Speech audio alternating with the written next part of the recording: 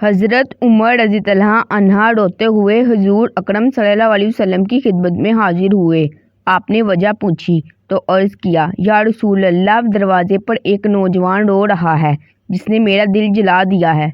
فرمایا، عمر اسے اندر لے آؤ۔ وہ نوجوان روتا ہوا آپ صلی اللہ علیہ وسلم کی خدمت میں حاضر ہوا۔ حضور صلی اللہ علیہ وسلم نے اس سے رونے کی وجہ پوچھی۔ کہنے لگا، یا رسول اللہ، میرے گناہوں کا ڈھیر مجھے رلا رہا ہے اور مجھے اللہ تعالیٰ سے ڈر آتا ہے کہ وہ مجھ پر غضبناک ہوگا۔ آپ صلی اللہ علیہ وسلم نے فرمایا، نوجوان، کیا تو نے اللہ کے ساتھ کسی کو شریک ٹھہرایا ہے؟ عرض کیا، نہیں۔ کیا تو نے کسی جان کو ناحق قتل کیا ہے؟ عرض کیا، نہیں۔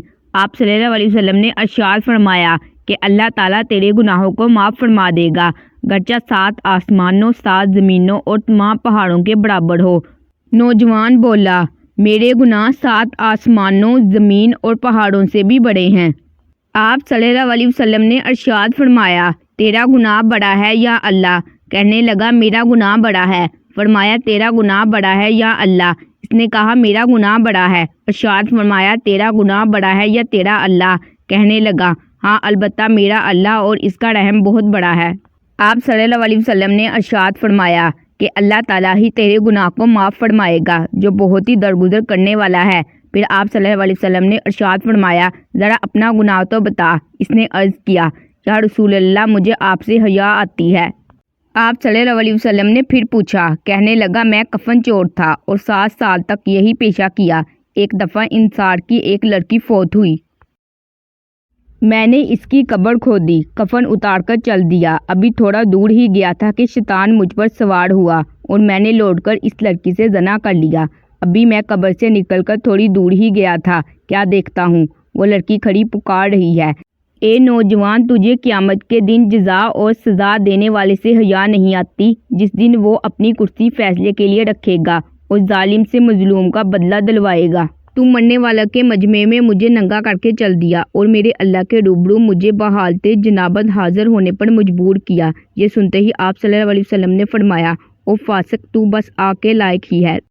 نوجوان وہاں سے نکلا۔ 40 راتوں تک اللہ کے حضور توبہ کرتا رہا، مارا مارا پھرتا رہا۔